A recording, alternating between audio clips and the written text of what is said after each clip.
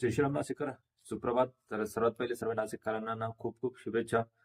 जे आपण तपोवनाची लढत चालू होती, जे पर्यावरण रक्षक तपोवनासाठी लढत होते, आपण पण थोडाफार सपोर्ट करत होतो. सर्व नाशिककरांनी मिळून याच्यावर यश प्राप्त केला आहे. MIC हबचा जो प्रस्ताव होता 1700-1800 झाडांची कत्तलीचा, तो त्याच्यावर रोक आली आहे. एवढे नाही तर तिथे 700 झाडांची तरी कत्तल होणार आहे.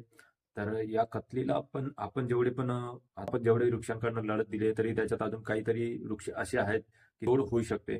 तर आतापर्यंत जेवढे नाशिककरांनी एकी दाखवली, एकता दाखवली, सर्व एकत्र आले, जेवढे पण तपोवनातील वृक्ष होते त्यांना न्यायासाठी लढलोय आपण आणि त्याला यश भेटलंय, यश आलंय. तर परत एकदा नाशिककरांनी जेवढा सपोर्ट दाखवलाय तेवढाच अजून पण दाखवा. तुमचे रील असो, व्हिडिओ असो, पोस्ट असतील, स्टोरी असतील, अजून त्याच्यावर जोर द्या आणि खूप व्हायरल करा व्हिडिओ वगैरे सर्वच काही, जेणेकरून अजून आपला सपोर्ट येईल. आणि गिरीश महाजन असो, नाशिक महानगरपालिका असो, सर्वांना टॅग करा. महाराष्ट्राचे सीएम असतो यांना पण नक्कीच टॅग करा. सर्वांना जेवढे असतील सर्वांना टॅग करत चला आणि व्हिडिओ पोस्ट असो, सर्व असो, जेवढं व्हायरल होईल तेवढं व्हायरल करा.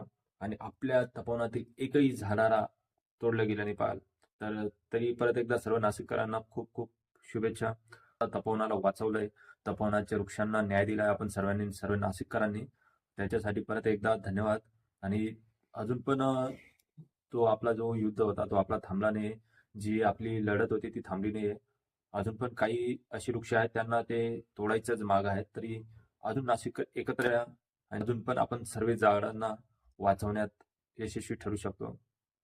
तर हा दिवस आजचा खूप चांगला जाणार आहे, कारण की एवढी मोठी गोष्ट, एवढी मोठी बातमी आपल्याला माहीत झाली. तरी परत एकदा नाशिककरांसाठी धन्यवाद आणि खूप खूप अभिनंदन.